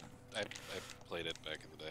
Oh, sure, I had a copy too, but I'm saying like it was not hugely influential, except for the fact that that team went on That to it make came out- another similar, better game. Yeah, speaking of Shit. taking an idea and perfecting it. Yes. Yeah, I but like that's the first Mega Man game, but it's got a couple spots that are unforgivable. charge shot and slide, baby. No, That's where it's at. Charge Two, shot? two is the All best one. 2 is Charge Shot. It comes in 4. What are you And talking 4. about? Yeah, I like charge shot I'm a though. 3 That's guy. Mega Man X, I'm thinking. Mega Man X, but Mega How- Man X is paced very differently. How many times have I That said stuff works. you play Mega Man 2, you play Mega Man 3, you play Mega Man Mega X, Man and then you X, just Mega walk Man away. X4. No, Mega Man X4 is really good. Mega Man X4 I'm sure it is, but you Play don't Mega Man X4 as 0. you don't need to Yeah, play it. right. It's Am I cool. saying- So you're saying 2, 3, and 3, X, then walk X, and away. that's it. Okay. If you're still hungry, then you can play X4. That's As fine. 0. Don't play it as X, it sucks. I wouldn't say it sucks, but it's more fun as 0. It's slow and more fun. interesting as 0. But I decided to hold off for the physical version of that just because one, I'm a sucker. You're a slave to the things that you own, Joe. Well, two, because there's so much shit coming out. Oh man, check out this there is- totally there sweet is- fucking roll jump that Mario does when he's Star Power in Mario 3. There is so much shit coming out, but I felt like I wanted to throw Frank Cifaldi and company a bone and Yeah. get them a sale right away. I I'm will throw like, them I'm a gonna bone. buy this. I'm gonna play it. here. I'll go right in as soon as it comes out. I will throw them a bone eventually, but I already own 1 to 2 copies of all those games. Yeah. At least. I found out they just released Gunstar Heroes 3D last week for the 3DS, which I haven't bought yet, but I'm going What? to. What is that? And Just when is I it just do- Gunstar Heroes, but with like It's- some kind of 3D thing? It's one of the 3D Sega Classics line that they've been doing. So they've done like Sonic and Outrun and I don't- Streets of Rage. I 1 don't and think I want 2. that game in 3D. Well, but Do I? So hear me out. You Okay. probably don't. I don't play any of them. Okay, done. That I game's don't care that game's about kind of 3D. perfect the way it is. It is, but you can turn the 3D off, and M2 does a really amazing job porting all of these games. And they've done, like in Streets of Rage, they did a cool thing that they added where you can turn on a one-punch kill mode, so you just walk around like destroying everyone in one hit, which is like, I mean, it's not as fun as playing it the normal way or challenging, but like it's enjoyable. just Cathartic. Yeah, and on 2, they added a thing where you change characters every time you lose a life. So you have to like get. Oh, good so at it's like that. Teenage Mutant Ninja Turtles for the NES. Kind of. And so like they do stuff like Not quite that. as It looks Then you really have to good. swim around and avoid electric seaweed. It's awful. Uh, The part they in even- between dying does not suck in Streets of Rage 2. Right, true. And they did this thing with at least with the only 2 of this line that I have are Streets of Rage and Streets of Rage 2. But they did a thing where like, so I don't know if you guys know this, the sound chip in the Genesis 2 is slightly different than the sound chip in the Genesis 1, and most people think it sounds a little bit worse, but it sounds different.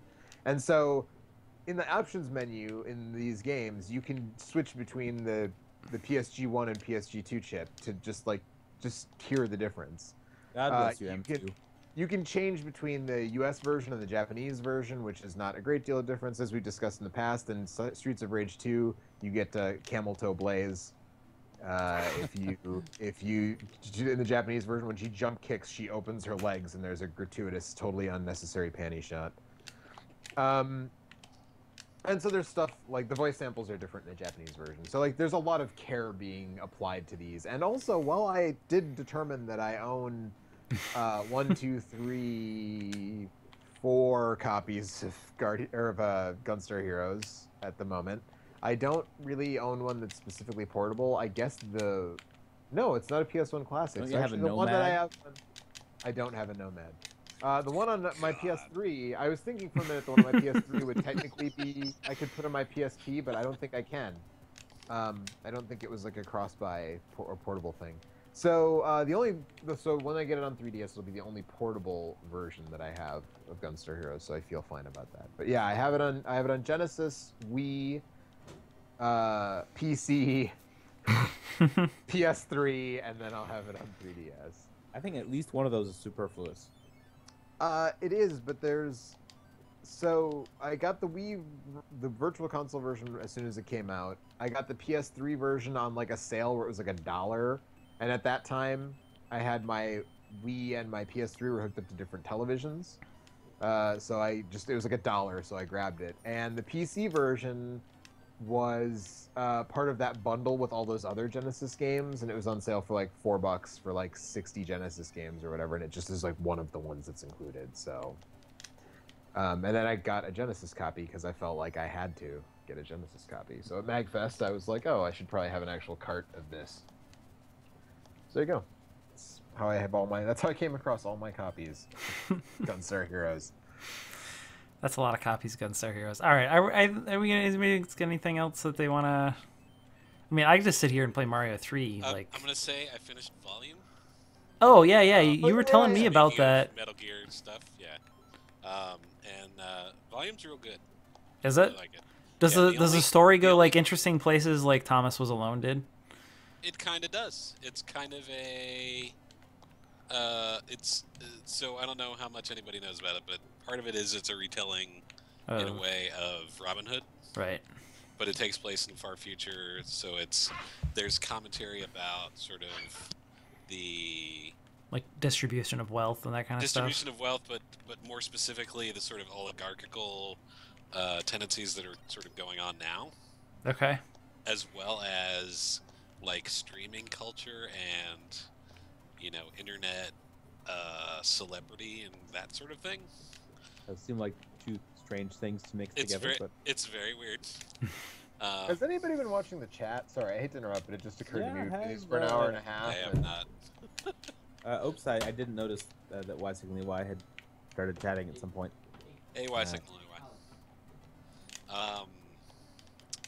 The only Speaking of thing, Streets of Rage, the only thing I will say that is an issue probably, and I think they're working on fixing it, is that it's not super difficult because there are checkpoints built into all the levels, and you can checkpoint even when you have been found out. Oh, So- so you get trapped in loops where you're caught No. in trouble, or No, because you'll run past the checkpoint and then get killed, and Oh. you'll be through the checkpoint, but it'll have reset, ah, and not even like do that on purpose, right? You're just trying to like break line of sight or something like that, and you're just like, oh, well, okay, well, I guess I'm okay now. Now you can, of course, like restart the level or whatever. They're all, none of them are super long to the point where you're like, oh, I just blew 7 minutes of being super stealthy or anything. Oh shit! It's Um, the angry sun.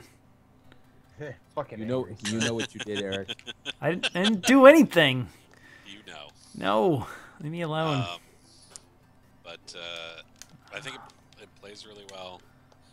There's some fun shout outs. Speaking of Metal Gear Solid stuff, there is the main character's name is Rob Loxley.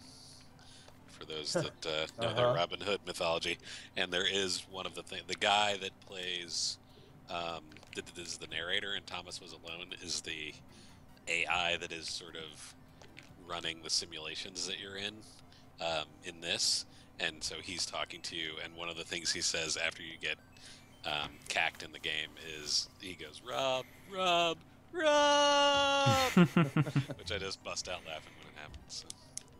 Is there any Very point nice. at which you have some sort of melee weapon and you proceed to twirl it around and say, ho, ha, ha, guard, turn, parry, dodge, spin, ha, thrust? There is not. I wish that there was. Is there a sword as boner joke? Not that I recall. Is there an is there an Abe Lincoln pun anywhere in that game? No. I don't think so. Okay. It does have Jim Sterling playing Friar Tuck, which is kind of weird. And all he does, he has like one little segment where the shtick is that you're streaming what you're doing as a way to demonstrate to people how they can take back things from the evil overlords. And Tuck is some sort of like anti, Anti-overlord against- personality. well, he's one of the overlords, but he's like a streaming personality or whatever. He's just railing on about how what is this guy really doing? All we've seen is a bunch of shitty false starts and this and that. Just sort of berates you for a couple of minutes, which is sort of Jim Sterling in a nutshell. That's pretty meta-textual.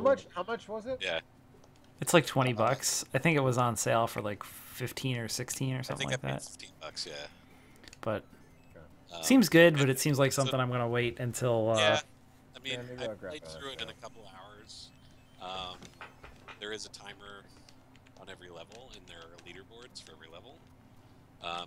And there are level building tools and sharing tools for you to play your own levels or play levels that people have put up. And they're also curating recommended levels, which is kind of cool. Cool.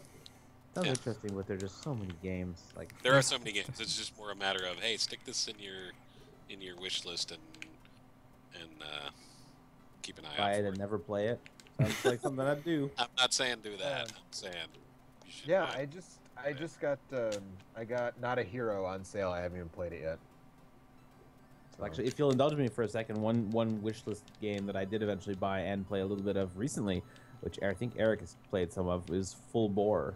A little bit of full bore as well. Okay, I'm curious to see. But I I- really like that game. is it really boring? It's far from perfect, but it's very Uh-huh. interesting and kind of cool in some It's something ways. that- So I played like 45 minutes hours of it. I think. So what do you think, I Mike? played like 2 or 3 hours. I think it is more hardcore than I was expecting. Yeah, it can be very Hardcore difficult. gore. Yeah. It is. It's actually to the point where I think I'm intimidated and I'm probably going to stop playing it.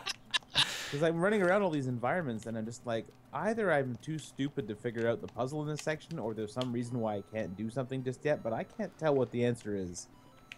And yeah, so it seems really hard. It's pretty hard.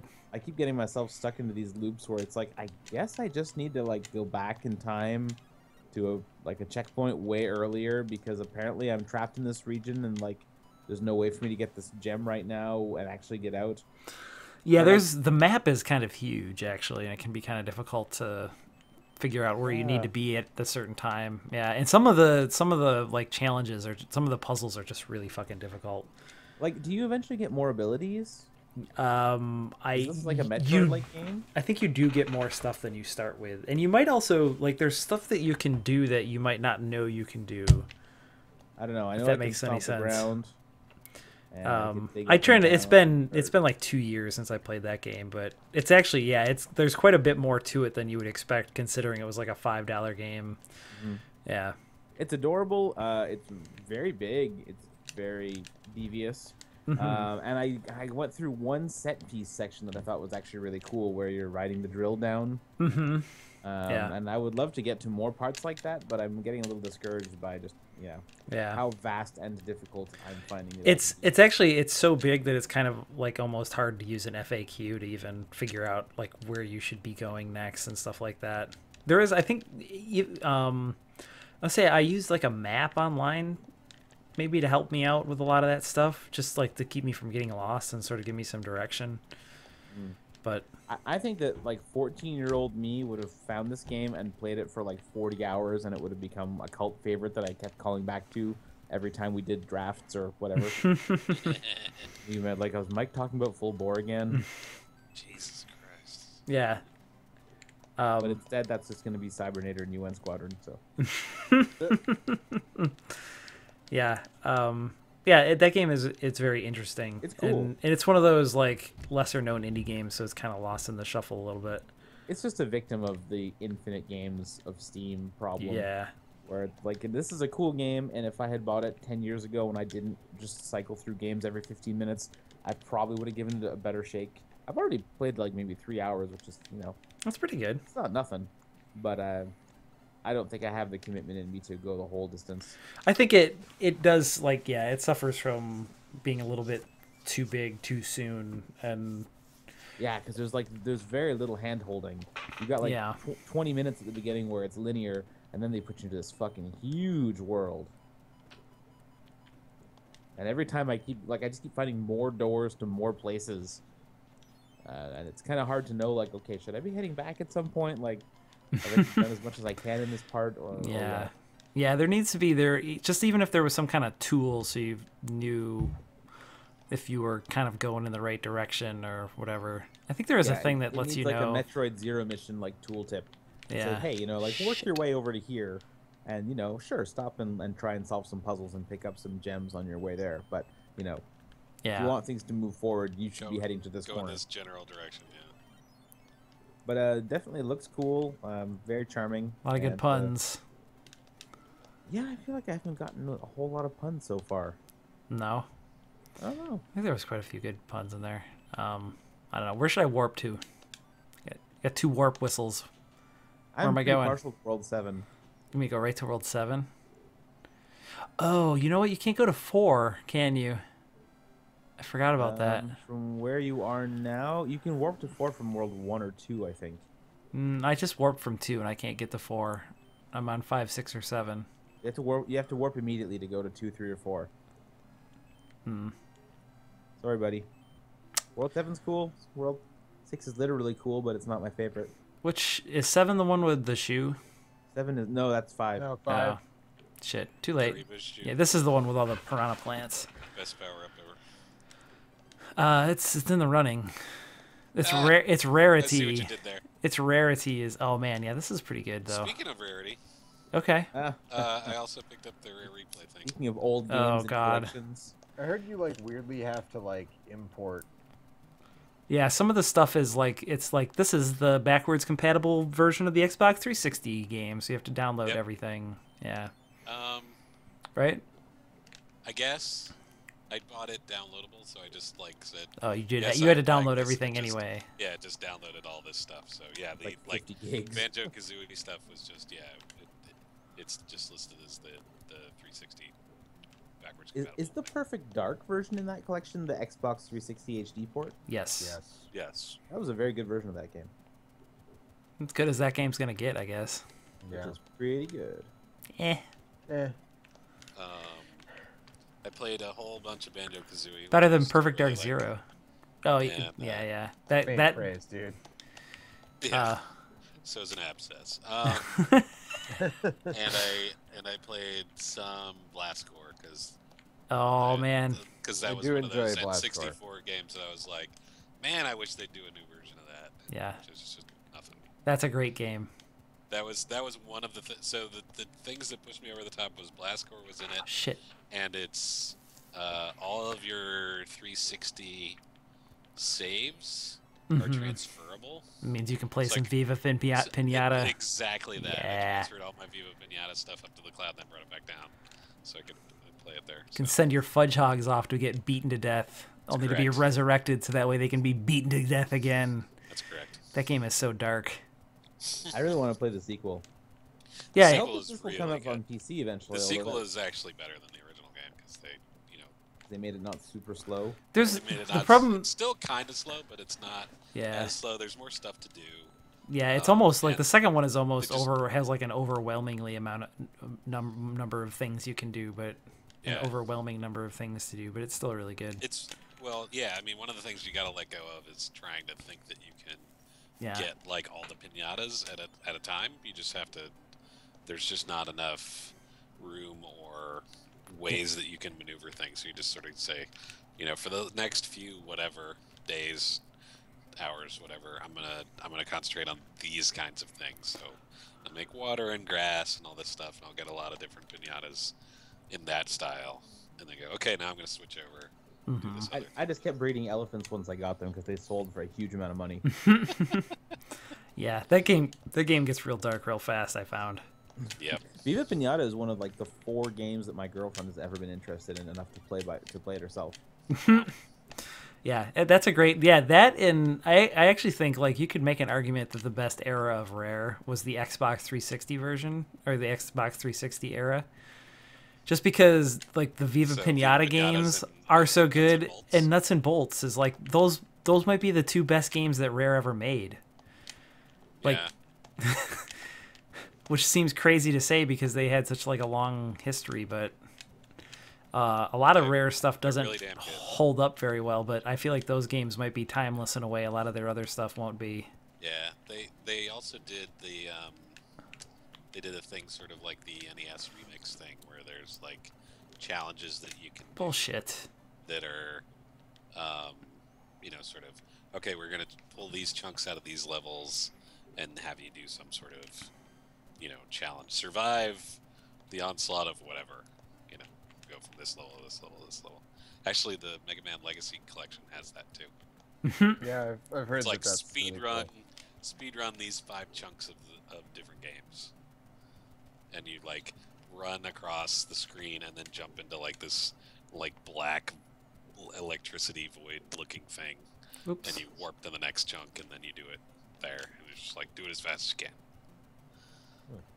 which is kind of cool. Cool. All right. Get out eventually. Now I'm done talking. That's all right. I was interested in that. Like that's something I would probably pick up if I had an Xbox One. Maybe it will eventually come to PC. They seem to be breaking down the walls a little bit between the PC and Yeah, I mean with the Windows 10 cross compatibility shit, that may be a thing much more than it has been. that's going to be weird if they do, because that means you'll be able to play all those Xbox 360 games on your PC. And at that point, can they just open the floodgates and you can play any Xbox 360 on a PC? Well, they have to do something to make that work. Yeah, I They're feel not like just- they're not just dumping the entire catalog in. Like a publisher opts in, right. and then I'm assuming there's some amount of work that has to be done to like put a shell around it or whatever. Yeah, I think they can just make it work, but I think that due to the way like the publishing agreements worked, like they have to get it's the permission more than anything else that they really need to make that kind of stuff work. So I wouldn't see like you won't be able to play your Xbox 360 games on your PC or anything like that. Not the ones you already own, maybe, but I could see. I'm thinking that over the next year or so, the main thrust of it's going to be, hey, new version of X is coming out. Here is here's the previous one, Right. from the 360. You can play that too. Like I do know that like like when you get the Gears of War remaster thing, like you can get all the old Gears of Wars like with it to download as long as you do it before like December, before the end of December or something like that. So like you get Gears of War and then you get all the Xbox 360 Gears of War games with it. Including the one that you just bought the remaster of. Yeah. They published them, so that Right. makes sense. Yes. But I mean that's a kind of a cool thing. Like, You have to talk about how much bullshit it is that they didn't put Horde mode into Gears of War Remastered. yeah, I mean we knew that wasn't going to happen. They specifically decided not to change it. Yeah, cuz it's just Gears of War 1. It's only Gears 1, yeah. Yeah, with like a fresh paint job. Like they didn't even add like they added there's a few things from the multiplayer that has been added in, and they changed like some of the rules. Like you can't active down with the sniper in this version, and you can like mark other enemies, and I think they added like the colored halos around the team, so that way it's a little easier to distinguish. But like as far as the movement and most of that stuff goes, it's all Gears 1. So they tried not to change a lot of that stuff. You want me to talk about some Gears 4? And that is supposed to be coming for PC, but I don't know when it's not coming. gonna be So until next year. yeah. Oh, have they said? The remastered They have version of not Gears of War said that badly. that. Yeah. They have not said that, but I was listening to a podcast where somebody was there, like the week before, interviewing and doing a big cover story on them, and he said, I saw them because someone else on the podcast said, yeah, PC day and date. He was like, no.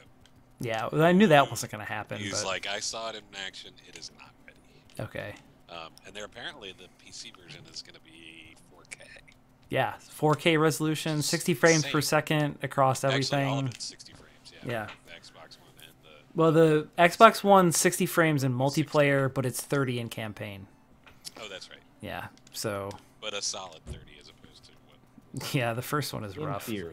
The first one is not a well-designed Gears 4 game from a campaign standpoint. The way the enemies encounters are the first game is very much so like everything is brown and you hide behind a chest high wall and you shoot at dudes. Like there's a few examples where like they changed that up, but there's very little variation to how the encounters work. They just get harder because the enemies get better weapons basically. Yeah. And so like I feel like the first I one really like it. yeah, I mean it was Still had fun. great back in the day, but I don't either of the other two Gears of War games are better picks to play now. Yeah, now that I have Gears 3, I don't know that I really need to play the first one again. No. Oops. Also, Bats Made of Darkness.